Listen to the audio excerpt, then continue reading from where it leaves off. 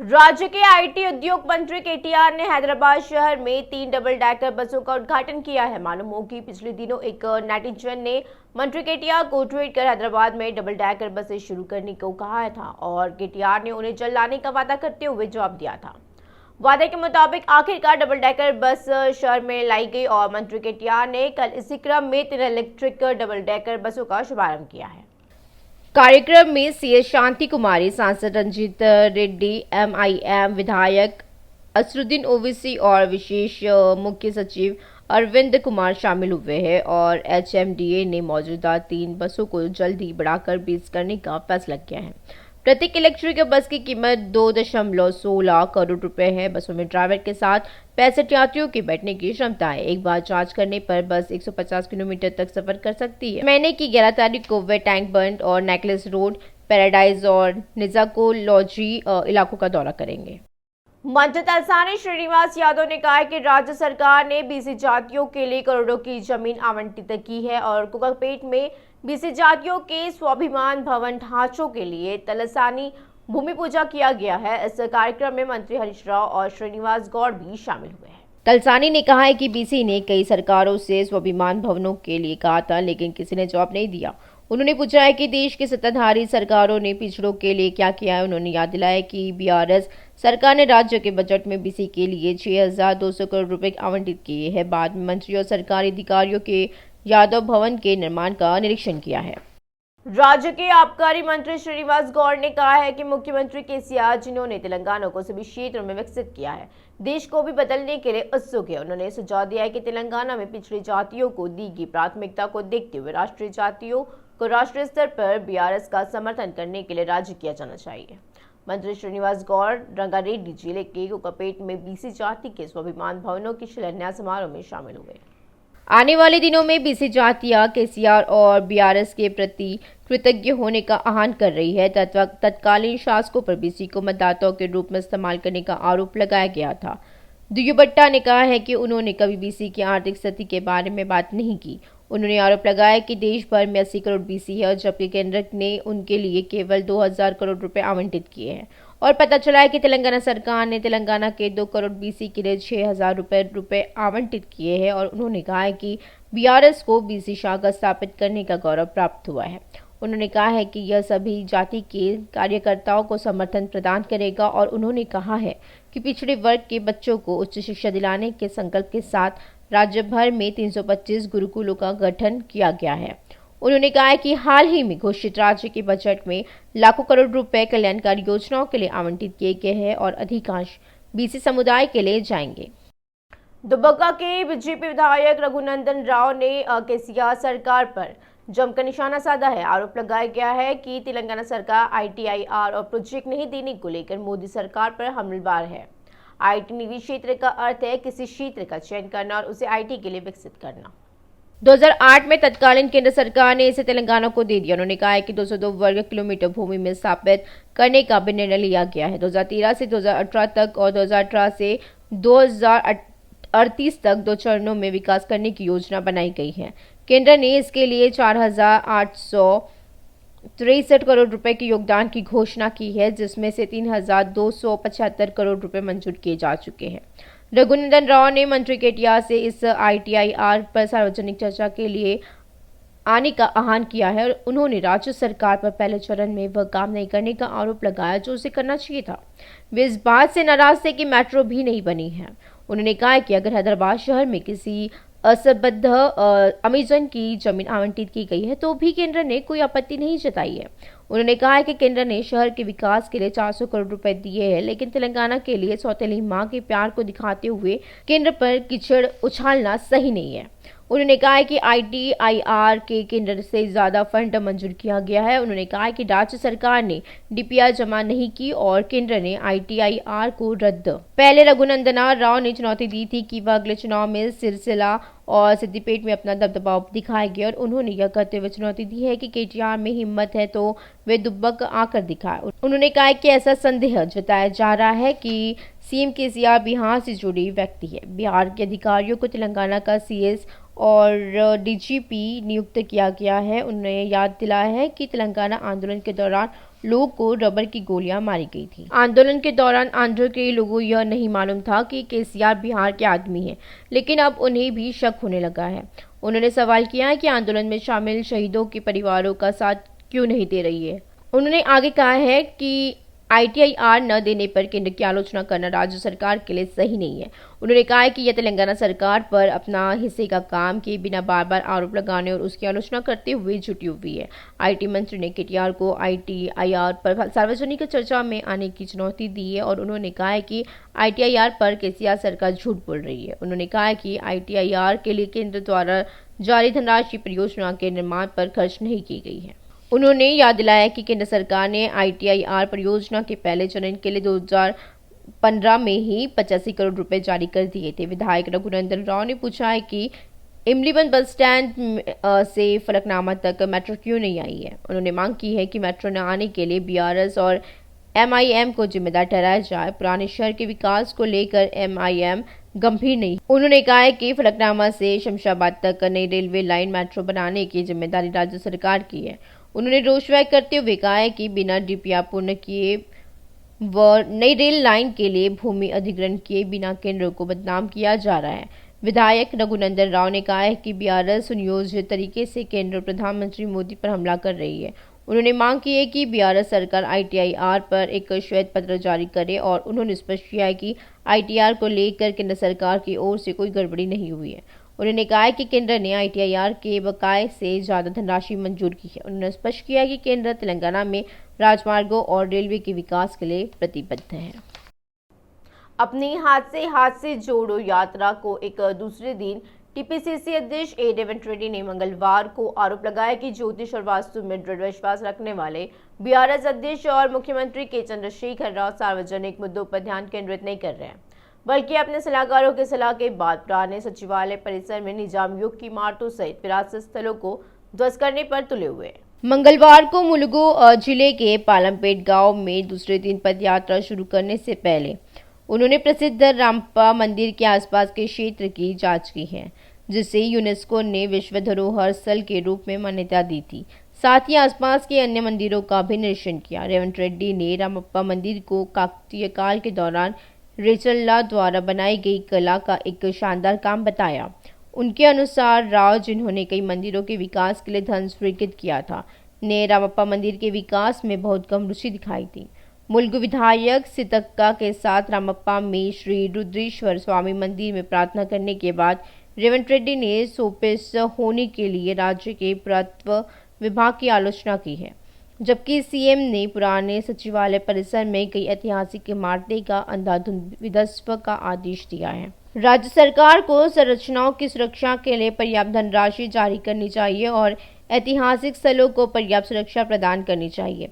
यदि वह उन्हें सुरक्षित करने और पुनर्स्थापित करने में गंभीरता से रुचि रखते हैं, तो उन्होंने दावा किया है कि चूंकि राव लोगों की अपेक्षाओं को पूरा नहीं कर रहे हैं, इसलिए कांग्रेस ने उनके मुद्दे को समझने और विधानसभा चुनाव के लिए एक मंच तैयार करने के लिए हाथ से हाथ जोड़ो पद यात्रा शुरू की थी। कांग्रेस सरकार ने 2004 से 2014 तक अपने 10 साल के शासन के दौरान तेलंगाना को विकास की दिशा में निर्देशित करने वाले विभिन्न कल्याणकारी कार्यक्रम शुरू किए थे, जबकि चंद्रशेखर राव सरकार ने अपने 9 साल के शासन के दौरान किसी भी निर्वाचन क्षेत्र के लिए कुछ नहीं करते हुए 5 लाख करोड़ रुपए का कर्ज लिया था। उन्होंने कहा है कि 2006 में वन अधिकार कानून बनाकर कांग्रेस ने आदिवासी, लंबाडी और गिरिजन समुदाय को 10 लाख एकड़ पोडू जमीन दी थी, लेकिन अब BRS सरकार उनमें जमीन हड़प रही है। रेवंत रेड्डी ने जोर देकर कहा है कि आरोग्यश्री योजना और शुल्क प्रतिपूर्ति कार्यक्रम BRS सरकार द्वारा पर्याप्त रूप से लागू नहीं किए गए थे, जबकि चंद्रशेखर राव और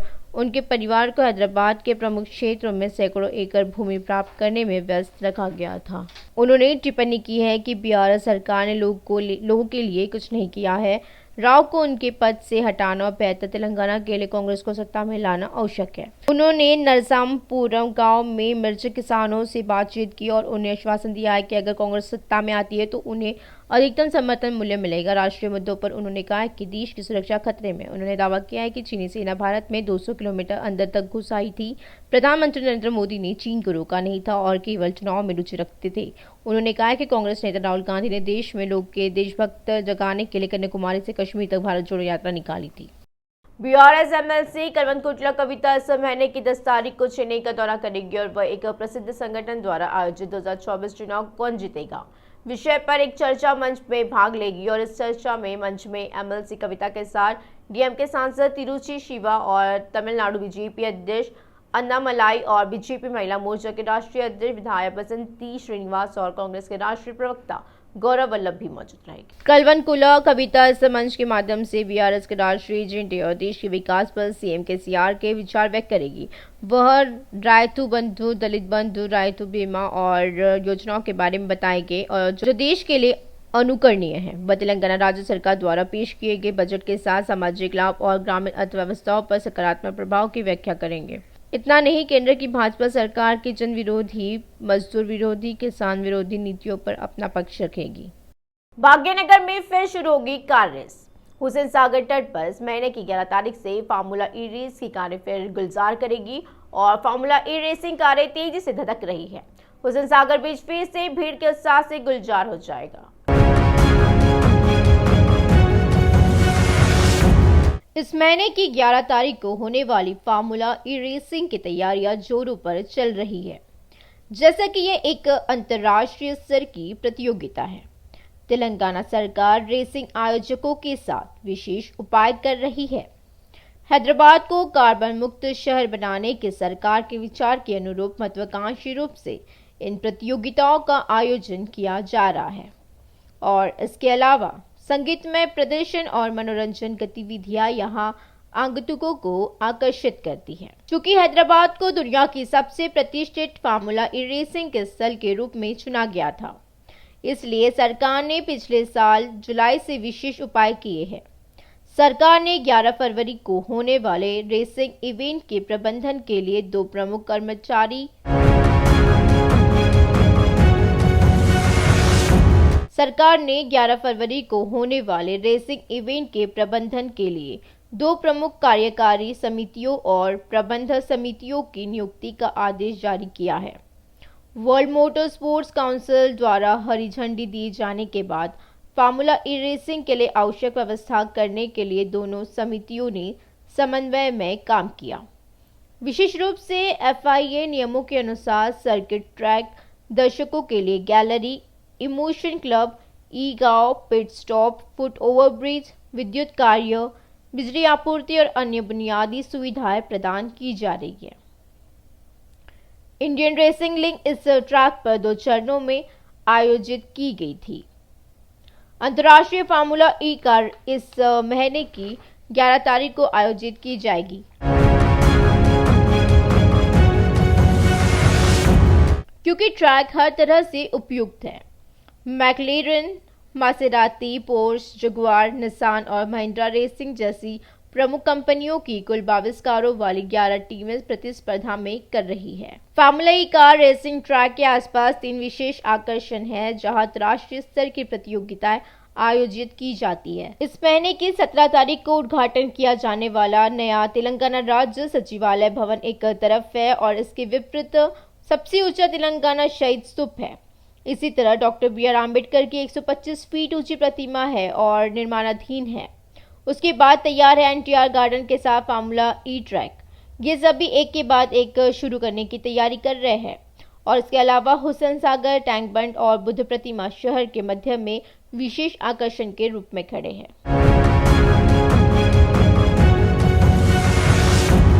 2.8 किलोमीटर लंबे ट्रैक के आसपास खास इंतजाम किए जा रहे हैं। सर्कुलर रेसिंग ट्रैक पर 4 स्थानों पर फुट ओवरब्रिज और 10 स्थानों पर दर्शकों के लिए गैलरी की व्यवस्था की जा रही है। आईमैक्स से बगल में एचएमडीए के खाली स्थान पर फार्मूला ई कारों के लिए अनुकूलित गैरेज स्थापित किए जा रहे हैं। पहली मंजिल पर वीआईपी के लिए गैलरी बनाई जा रही है और पिछले हफ्ते शहर में आई 12 फार्मूला ई कारों को गैरेज में लाया गया। सुरक्षा की दृष्टि से ट्रैक के चारों ओर लोहे की जालीदार बाड़ लगाई गई है। 11 तारीख को मुख्य दौड़ से 2 दिन पहले फार्मूला ई कारें पहली बार ट्रैक पर उतरेगी। ट्रैक टेस्टिंग के लिए सबसे पहले फार्मूला ई कार परीक्षण किया जाएगा कि यह 322 किलोमीटर प्रति घंटे की रफ्तार से दौड़ने के लिए उपयुक्त है। करीब 2022 किलोमीटर प्रति घंटे की रफ्तार से दौड़ती इलेक्ट्रिक कारों को देखने के लिए शहरवासी बेसब्री से इंतजार कर रहे हैं।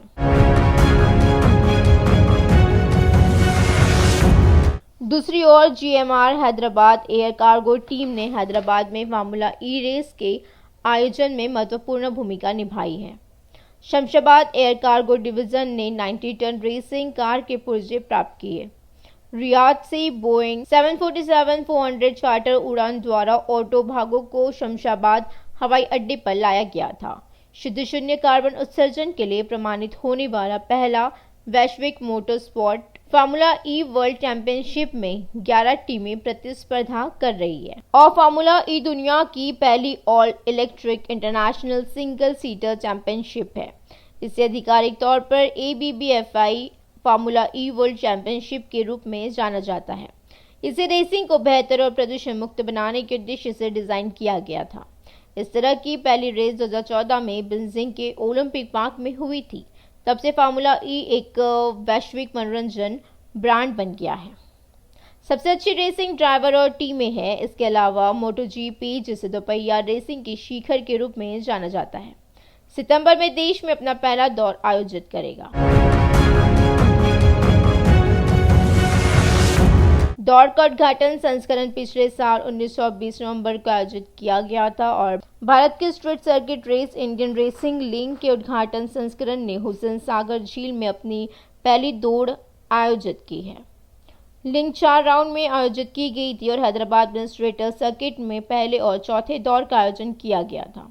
चेन्नई में मद्रास इंटरनेशनल सर्किट के 2 और 3 दौरे आयोजित किए गए थे और इस ट्रायल रन के हिस्से के रूप में 2 भारतीय ड्राइवरों और 2 अंतर्राष्ट्रीय ड्राइवरों के साथ 6 शहर आधारित टीमें दौड़ रही है। हर टीम में 4 में से 1 महिला ड्राइवर होती है। अधिकारियों ने इस अवसर पर उत्पन्न होने वाली कठिनाइयों की पहचान करने और उन्हें दूर करने की व्यवस्था की है। इसके हिस्से के रूप में वास्तविक प्रतियोगिता इस महीने की 11 तारीख से आयोजित की जाएगी। पूर्व विधायक और कांग्रेस नेता रामुलु नायक ने आरोप लगाया कि तेलंगाना के बजट में आदिवासियों के साथ घोर अन्याय किया गया है और केसीआर का चुनाव के दौरान आदिवासी बॉन्ड देने का आश्वासन दिया था, लेकिन उसे भी पूरा नहीं किया गया। यह दुखद है कि कांग्रेस विधायक जग्गा रेड्डी द्वारा संत श्री सेवालाल महाराज की जयंती को विधानसभा के साक्षी के रूप में अवकाश घोषित करने के लिए पूछे गए सवालों का वहां मौजूद मंत्रियों और विधायकों ने कोई जवाब नहीं दिया। सेवानिवृत्त IPS अधिकारी और बहुजन समाज पार्टी तेलंगाना राज्य के प्रमुख डॉक्टर RS प्रवीण कुमार ने कहा है कि भारत राष्ट्र समिति BRS को सत्ता में बने रहने की कोई नैतिक अधिकारी नहीं है और क्योंकि इसने प्रत्येक व्यक्ति पर 1.29 लाख रुपए के ऋण का बोझ डाला है। तेलंगाना राज्य तेलंगाना के शहीदों ने अपने जीवन का बलिदान दिया था और अन्य लोगों ने समाज के सभी वर्गों के लाभ के लिए एक खुशहाल जीवन जीने के लिए अलग तेलंगाना के गठन के लिए लड़ाई लड़ी थी। उन्होंने आरोप लगाया है कि विडंबना यह है कि GRS पार्टी ने सत्ता हासिल कर ली है और आर्थिक मोर्चे पर भारी कर्ज लेकर और प्रत्येक व्यक्ति पर बोझ डालकर राज्य को नष्ट कर दिया है। मंगलवार को गोलापल्ली और सिरिकोंडा मंडलों में बहुजनुलर राज्याधिकार यात्रा के 175वें दिन में भाग लेते हुए श्री प्रवीण कुमार ने धर्मपुरी विधानसभा क्षेत्र में अपने दौरे के बाद अनधिकृत कर्फ्यू घोषित करने के लिए समाज कल्याण मंत्री कोपुला ईश्वर के खिलाफ तीखा हमला किया। उन्होंने आरोप लगाया कि सत्तारूढ़ दल के नेता लोगों को बसपा की बैठक में शामिल होने के लिए रोकने और बैठक से दूर रहने के लिए 1,000 रुपए देने की धमकी दे रहे हैं। उन्होंने यह भी आरोप लगाया है कि BRS नेता बसपा की बैठकों में अडंगा लगा रही है और पार्टी के ध्वज स्तंभों को नष्ट कर रही है और बसपा कार्यकर्ताओं को गिरफ्तार कर रही है। BRS प्रमुख और मुख्यमंत्री के चंद्रशेखर राव को अपने तरीके सुधारने की चेतावनी देते हुए उन्होंने कहा कि जनता BRS को चुनाव में हरा देगी। उन्होंने तेलंगाना राज्य के बजट में BC को कच्चा सौदा देने के लिए BRS सरकार की आलोचना की है। उन्होंने उस्मानिया विश्वविद्यालय सहित विश्वविद्यालयों में सभी रिक्त पदों को नहीं भरने के लिए inter board joint action committee JEC के अध्यक्ष P मधुसूदन रेड्डी ने मंगलवार को आरोप लगाया है कि state board of intermediate education TSBIE के पूर्व सचिव इंटरमीडिएट एजुकेशन CIE के आयुक्त नवीन मित्तल ने ग्लोबरीना कंपनी को इंटर की उत्तर स्क्रिप्ट का ऑनलाइन मूल्यांकन करने की कोशिश की है, जिसे टेंडर प्रक्रिया में अलग नाम से भाग लिया है। यहां मीडिया को संबोधित करते हुए उन्होंने आरोप लगाया कि अधिकारी ने बोर्ड से क्लीन चिट प्राप्त करने के लिए कंपनी के साथ समझौता करने के बाद इसके लिए पैसे लिए। उन्होंने आरोप लगाया कि कंपनी के कारण पीड़ित लगभग 10 लाख छात्रों को वापस बुलाते हुए अधिकारी कंपनी के पक्ष में काम कर रहे थे। इसके अलावा 20 छात्रों ने आत्महत्या की। रेड्डी ने मित्तल से यह बताने की मांग की है कि क्या क्वेम कंपनी ने प्री वेडिंग मीटिंग में भाग लिया था। बोलियो के लिए आवेदन जमा करने के लिए अंतिम तिथि 9 फरवरी थी। अधिकारी को खुलासा करना चाहिए कि क्या कंपनी ने बोली जमा की थी और यह साबित करना चाहिए कि कोई संबंध नहीं है ग्लोबरेना और कोएम्ट कंपनियों के बीच। उन्होंने दावा किया है कि ग्लोबरेना और कोएम्ट का एक ही सीईओ था। एक विज्ञप्ति में TSPIE ने यह कहते हुए आरोपों का खंडन किया कि न तो कंपनियां निविदा प्रक्रिया में भाग लेने के योग्य थी। तेलंगाना बजट विधानसभा की बैठकों में एक अहम बदलाव हुआ। आज की चर्चा में प्रश्नकाल रद्द कर दिया गया और इस पर विधानसभा सचिव नजीनाचार्य ने एक बुलेटिन जारी किया है। नियम 38 के अनुसार अध्यक्ष ने कहा है कि यह निर्णय लिया गया है। हालांकि सदस्यों को इस मामले पर ध्यान देने के लिए कहा गया था। इसके साथ ही बजट पर सीधी चर्चा होगी। विधान परिषद में प्रश्नकाल जारी रहेगा। मालूम हो कि 2023 से 2024 का बजट इसी महीने की 6 तारीख को 2,90,396 करोड़ के साथ पेश किया गया था। आप नेताओं के प्रति केंद्र सरकार के सर्कुलर रवैये के खिलाफ आप नेताओं ने हैदराबाद में विरोध प्रदर्शन किया है और आम आदमी पार्टी के मुखिया दिल्ली के CM अरविंद केजरीवाल के खिलाफ ED द्वारा फर्जी मामले दर्ज करने का विरोध किया है। टैंक बंड पर अंबेडकर प्रतिमा के सामने आप तेलंगाना शाखा के तत्वाधान में धरना दिया गया है। आप नेताओं ने ED, CBI और IT द्वारा केंद्र सरकार के खिलाफ नारे लगाते हुए पोस्टरों को जलाया है। आप तेलंगाना शाखा कोर कमेटी के सदस्य डॉक्टर सुधाकर ने आरोप लगाया है कि विपक्षी पार्टी के नेताओं के खिलाफ अवैध मामलों के दर्ज करने के लिए ED और CBI एजेंसियों को 1/4 के रूप में इस्तेमाल किया जा रहा है। अरविंद केजरीवाल दिल्ली सरकार को गिराने की साजिश रच रहे हैं। उन्होंने आलोचना की है कि विधायकों को गैर BJP राज्यों में सरकारों को गिराने के लिए लुभाया जा रहा है। उन्होंने कहा है कि आम आदमी पार्टी देश में लोकतंत्र की रक्षा के लिए प्रतिबद्ध है।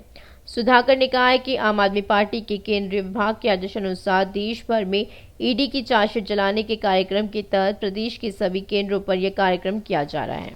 इससे पहले कांग्रेस गवर्नमेंट थी, CBI, ED, IT कांग्रेस के कंट्रोल में काम करती थी और अब BJP की गवर्नमेंट है, इसमें भी जो है तो CBI, ED और IT। क्या इतने आप लोग करप्शन में मुब्तला हो गए जो गवर्नमेंट है और गवर्नमेंट के अंडर में काम करते हैं? आपको कॉन्स्टिट्यूशन में क्या लिखा है? आप पूरे इख्तियारात आपके हैं, आप किसी की सुनने का नहीं है। आप जो है ना ये BJP और ये कांग्रेस की सुनते हुए गैर जरूरी जो मुल्क को आगे बढ़ाने की फिक्र करता है, जो हमारे मुल्क के बच्चों का मुस्तकबिल बनाने की फिक्र करता है, जो हमारे मुल्क को तरक्की याफ्ता बनाने की फिक्र करता है, उसे गैर जरूरी परेशान किया जाता है। कितने केसेस बुक कर लिए? कोई एक में तो भी प्रूफ करके बता दो। हाल ही में हमारे तेलंगाना इंचार्ज सोमनाथ भारती साहब को और मनीष सिसोदिया साहब को क्या है, प्रूफ करो। जो गैर जरूरी आवाम में जो है ना जो झूठे अफवाह फैला रहे, ये झूठ जिंदगी में याद रख लो, झूठ झूठी होती, सही सही होती। सच का साथ ऊपर वाला देता है। और हमारे अम्बेडकर साहब से भी मैं पूछना चाह रहा हूँ, ये कॉन्स्टिट्यूशन बदलने वाले के साथ क्या आप सजा लिखे? पहले ये लोगों को कॉन्स्टिट्यूशन बदलने की जो कोशिश कर रहा है वो लोगों को सजा मिल रहा है। आज मेयर और डिप्टी मेयर जबकि हमारी बम्पर मेजॉरिटी आने के बाद भी हमारे को बनाने नहीं दिया जा रहा है। लेकिन पूरे हिंदुस्तान के करीब 140 करोड़ आवाम को सब चीज आईने के वजह दिख रहा है। कौन मुल्क के